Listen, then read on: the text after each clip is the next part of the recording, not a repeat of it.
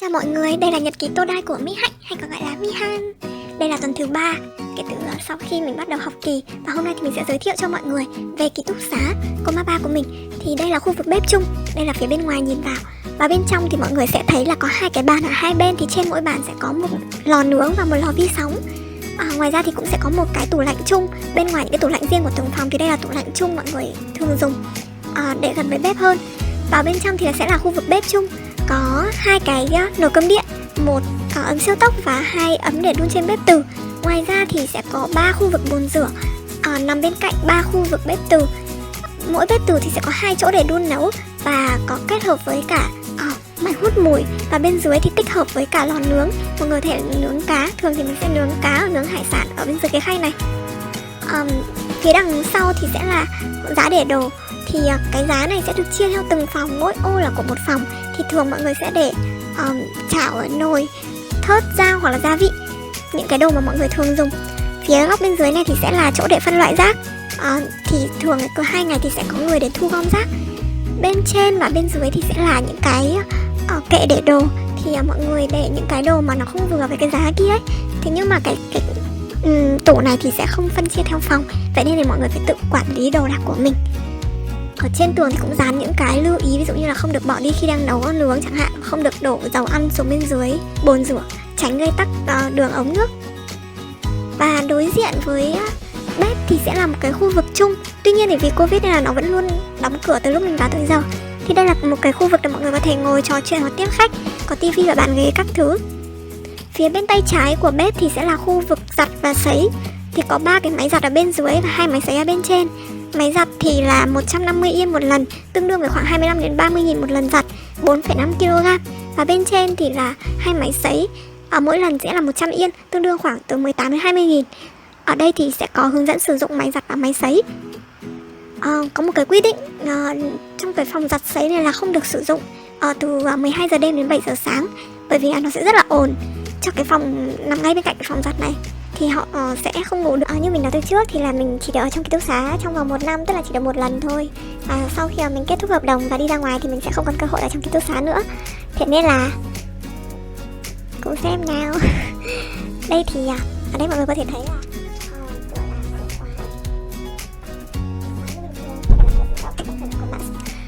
không phải là cửa tự động, không phải là cửa mã số, và có phần khóa an toàn, có phần chốt an toàn ở bên trên. Cửa cũng có mắt thần nữa, để xem ở bên ngoài là ai trước khi mà mình mở cửa. Tiếp theo thì ở đây thì mọi người có thể thấy là có tủ để giày. Và đây là công tắc đèn ở phía cửa, đèn phía cửa bên ngoài. Còn đây là đây là giá treo, móc treo đồ. Đi vào bên trong, đây mọi người có thể nhìn. Đi vào bên trong thì phía bên tay trái đây là công tắc, bên trên là công tắc đèn và bên dưới là công tắc quạt thông gió. Thì nó sẽ hơi ồn một chút, bởi vì là ở ký túc xá thì chúng mình được dặn là sẽ luôn bật công tắc thông gió 24/24 để đảm bảo cho phòng không bị ẩm. Đặc biệt là trong phòng tắm thì phòng tắm và nhà vệ sinh thì ở chung trong một phòng và có bồn tắm. Tại vì là người Nhật thì rất thích là tắm bồn, thế nên là các thiết kế phòng thì sẽ luôn luôn có bồn tắm. Đặc biệt thì người Nhật lại thích bồn tắm và toilet thì sẽ ở 2 phòng riêng biệt để có thể có được nhiều không gian tắm nhất có thể và không bị ướt phòng. Tuy nhiên thì với ký túc xá thì cái việc để tách ra như thế là không thể, tại vì là diện tích khá là nhỏ.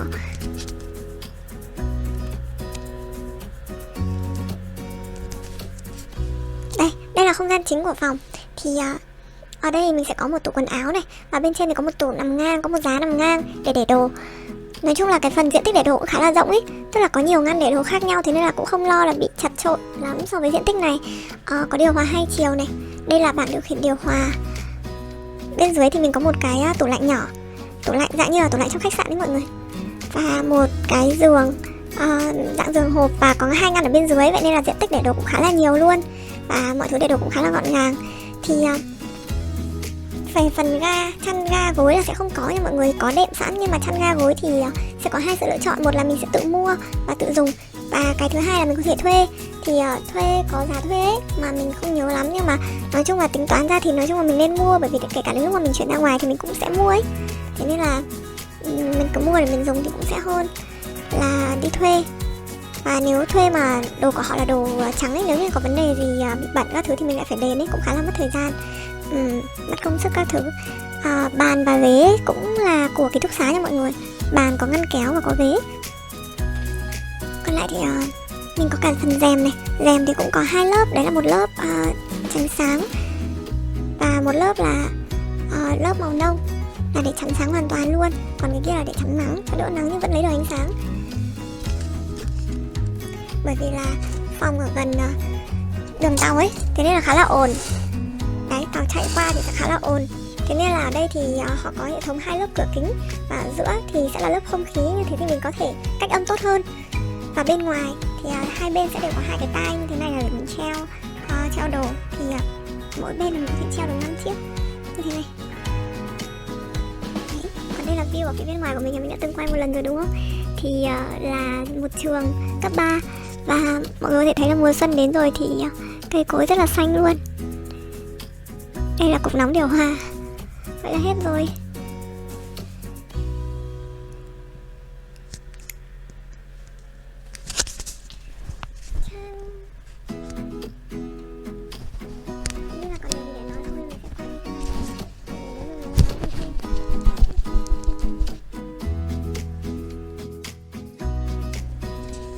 Khi mọi người vào ký túc xá thì mọi người cũng sẽ được phát cho một quyển gọi là quyển hướng dẫn dành cho các cư dân trong ký túc xá.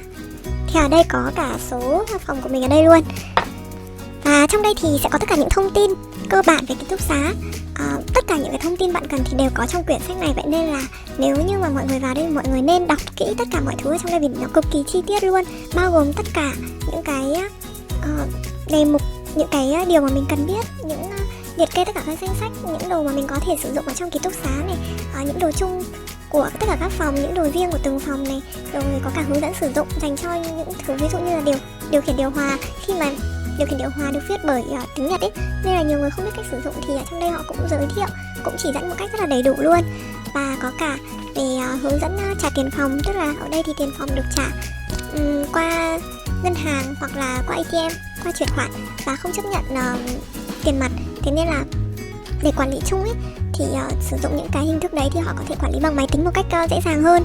Và ở trong đây có cả ví dụ như là thời gian làm việc của bên văn phòng này, rồi những cách liên lạc với nhân viên này, rồi có cả những cái lưu ý cần làm khi mà xảy ra các trường hợp khẩn cấp chẳng hạn, hoặc là có vấn đề gì thì liên lạc tới đâu, thì trong này cũng rất là chi tiết. Và có một vài điều lưu ý về đời sống hàng ngày hoặc là các cái thủ tục cần làm ở quận này, ở ủy ban quận này, rồi về bảo hiểm sức khỏe này, về mở thẻ ngân hàng này, hay là khi mà mình rời Nhật Bản thì cần làm những thủ tục gì này, thì ở trong đây họ cũng hướng dẫn rất là chi tiết. Có cả cách tham gia giao thông ở Nhật Bản nữa, ví dụ những điều mình cần lưu ý khi tham gia giao thông ở Nhật Bản này. Trong này thì cũng liệt kê về mức phí thuê phòng và một vài các phí khác liên quan. Thì trong này phòng của mình là phòng không dành cho sinh viên và là phòng đơn.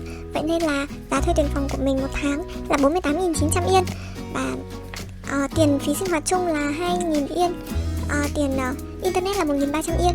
Tiền điện nước là 5.500 yên. Và cái tiền đấy là khoán, mọi người dùng bao nhiêu chia từng thấy tiền thôi. Thế nên là tiền nhà một tháng của mình thì tháng nào cũng như tháng nào là 57.700 yên một tháng. Tuy nhiên là ví dụ như là tháng đầu tiên và tháng cuối cùng, nếu như mình không ở từ ngày mùng 1 đến ngày cuối cùng mà mình ở giữa chẳng hạn, thì họ sẽ tính theo ngày. Có 3 mức phí sẽ tính theo ngày, đấy là phí thuê phòng là 1, phí điện nước là 2, phí internet là 3, là sẽ tính theo ngày. Còn cái phí mà sử dụng dịch vụ chung thì sẽ luôn là 2.000 yên một tháng.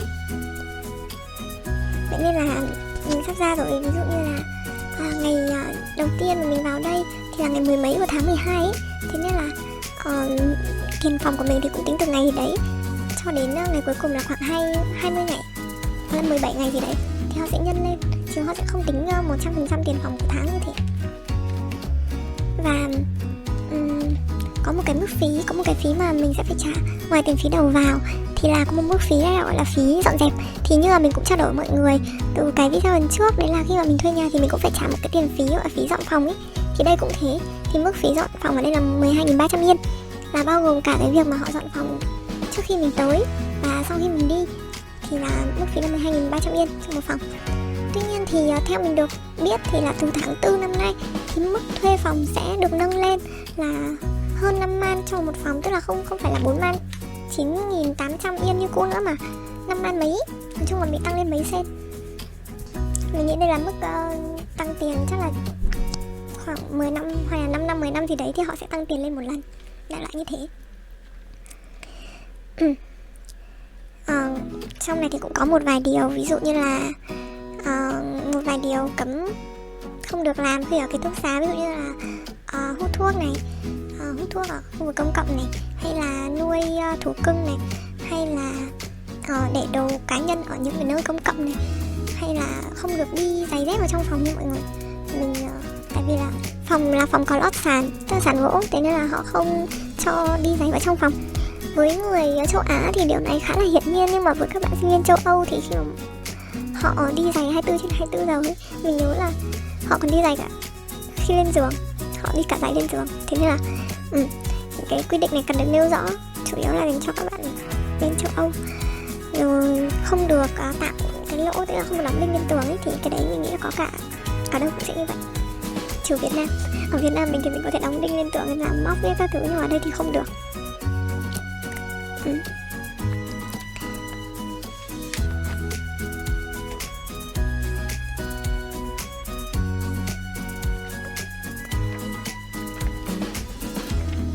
Nói chung là ở ký túc xá thì mình cảm thấy khá là thoải mái. Trước thì mình không thích ở ký túc xá lắm, thế nhưng mà đối với một du học sinh khi mà sang nước ngoài thì mình nghĩ là việc ở ký túc xá là một điều khá là ổn.